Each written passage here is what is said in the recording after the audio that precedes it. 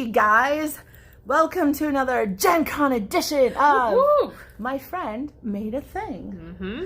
And my friend here today is... Hi, I'm Agatha Cheng, and I'm a co-host of Asians Represent, which is a podcast on the One Shot Network, where we talk about Asian themes. My co-host and I, Daniel and I, are both Asian, so it's two people. Really? Yeah. Oh man, I had no idea. Yeah, and so we talk about Asian themes, Asian concerns within the gaming community, and we also interview a lot of creatives within the community. And now we're also doing actual plays. We did an actual play. That is pretty cool. Of masks, which I ran, and that was very cool. We came up with this like pan-Asian city that we decided to set it in. Oh, that sounds so cool. It was very fun. It was actually a very interesting experience because the whole party, all of the players were Asian, but from different parts of Asia. Uh-huh. And so then we added a lot of different things to the city and then we added a lot of kind of like values and concerns that people in the city care about. That was super specific that I never thought about before because I never played with an all Asian table before. I mean, you mean Asia isn't just Japan? I thought it... No, I'm just kidding. Japan/China. What? We You have mean the there Great are Wall like and other? samurais. Are there other places besides? No, I'm joking. Apparently there is, and if you listen to Asians Represent, you will definitely learn more about it. Yeah, it turns out like there's just this incredible amount of diversity. And we're always trying to expand more. We really want our podcast to be the starting place for a platform. I might speak more on you. Oh. There you go. Okay. Oh. To really to have more voices that is not just us, because Dan and I are also just two people who are a little bit limited in terms of our background, so we want to be like all Asians, and then we're also starting a D&D campaign. Oh, that's cool. I love D&D. Yeah, which is going to be set based on the Han Dynasty of China. Ooh. And then, but we're creating our own setting, and then we're also creating custom classes for it. That's really cool. Custom classes are rad. Yeah, it was actually really fascinating. Because you have so many martial styles in just in general, like literally the biggest place on the planet to do stuff in, and oh, that is so cool. Yeah, and it's really fun for me because we get to create classes that are from like an Eastern perspective.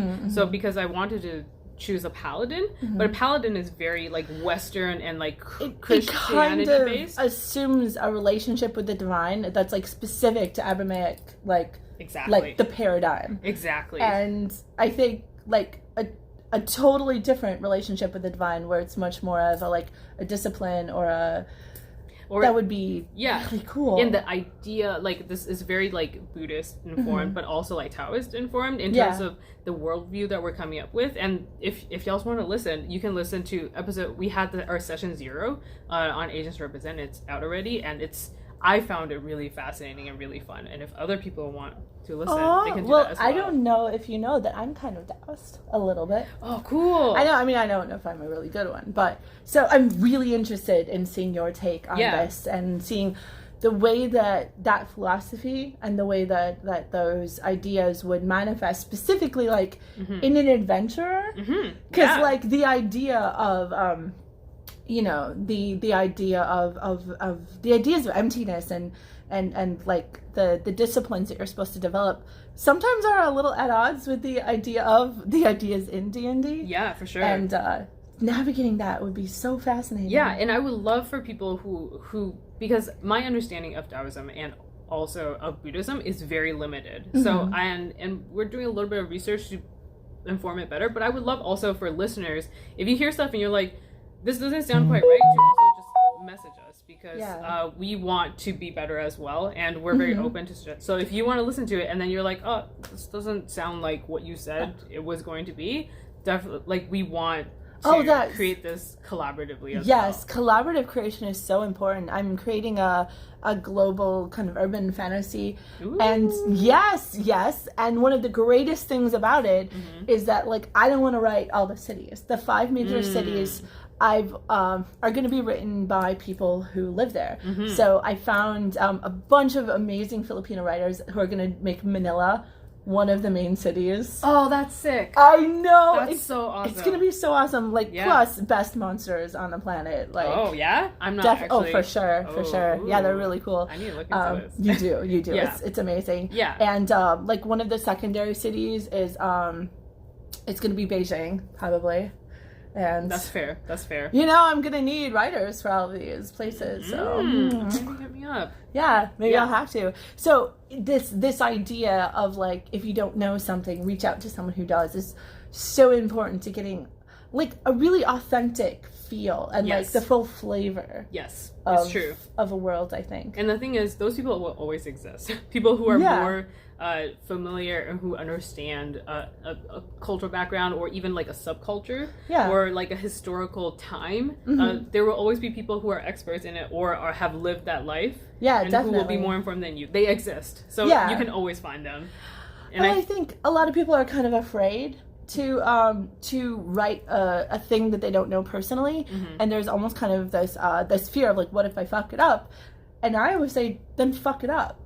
Like, fuck it up and learn and do better and ask for help. I think a good thing, this is an interesting thing, because I think... Obviously try very hard not to fuck it up, but also do it. Yes, so like, there are ways to mitigate the kind of harm that you could possibly do for people who are like, oh, I want to do this, but I don't want to be that person. You don't want to be that guy. Yeah, there's definitely ways to mitigate it. You just need to do a lot of research, and that does take work, which is why a lot of times people don't do that. But I mean, isn't the drive to do that research part of what draws you to that thing anyway? Exactly. Like, aren't you in love with it because you want to dive deep into it and really explore it? You know, so really doing the research should just be like doing research and then also paying people to be sensitivity readers for you and or cultural consultants, which is also what I do. Really? Yeah, that's really cool. Yeah, and that's a really good way to get the actual perspective but not make people do emotional labor for you without paying for it, because that's what happens a lot to minorities,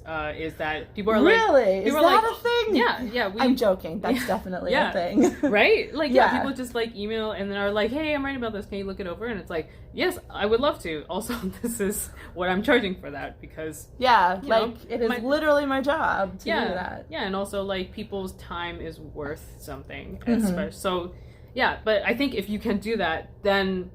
And if you can cover all of these areas, then you should go for it. Yeah, absolutely. Just because I want more stories, just in general, just of more places. Just please, anything but the same old like fake Euro fantasy. Just more of anything else. Yeah, and I think there's a place for that already. But there's also like the RPG industry and also just like any kind of gaming industry could be so much more enriched by more diversity. Yeah, for sure. And speaking of which, I'm also co-authoring a game called Hearts of Wulin. Ooh. Yeah, and it's a game that's powered by the Apocalypse, a tabletop role-playing game that's based on wuxia melodramas. I love wuxia.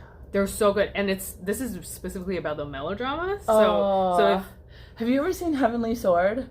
I have not, but I think God, I've you read need it. to. That one about like the two masters that are fighting, and then like the kids are fighting, but then it turns out they're brother and sister, and it's this big thing. I might have read it. I don't know if this is based, because sometimes I don't know the English translations of things. Oh, okay. Yeah, that might happen. But that kind of thing, where it's like basically we're fighting... my favorite action genre. Oh my gosh, you need in the world. You need to play my game. I do.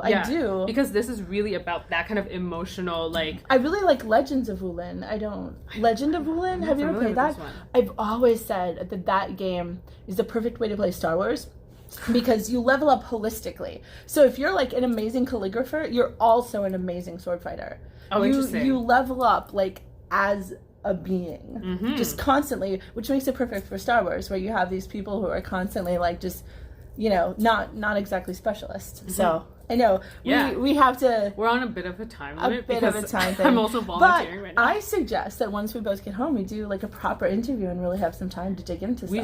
We should. We definitely should. I should run Hearts of Wulin for you, and then I would love to start doing playtests attached to each of my episodes. Yeah, I would love to play this. Yeah, I mean, our game has finished on Kickstarter, but like I think next year, or even maybe later on this year, you probably want someone to write adventures for you and stuff, right?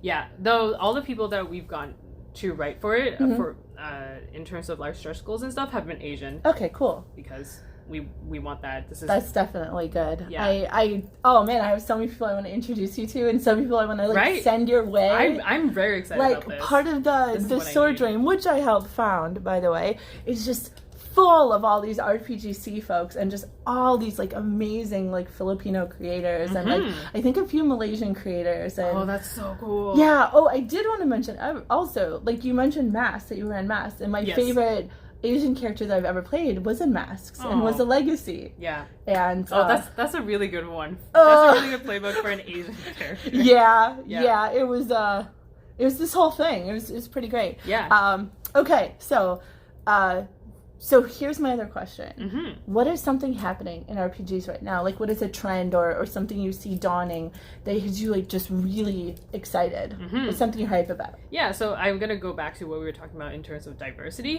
I've noticed that there is a trend. It's kind of a slow trend, but it's a trend that I'm seeing where people are trying to hire a cultural consultant, basically, and or just sensitivity readers, so not like for cultural things, but just making sure I didn't fuck up super bad. And I think that is very cool, and I respect that a lot. First of all, I respect that people are paying other people for work. I mean, it's basically just like an editor, right? Same kind of idea. Yes, and like catch what I missed. That's it. And I think the RPG industry is really benefiting from not getting people to do unpaid work, because I think that was a little more like, and it will always happen, unfortunately, but I think this is a good thing that people are now hearing that this is a procedure that should happen, and then they are doing it.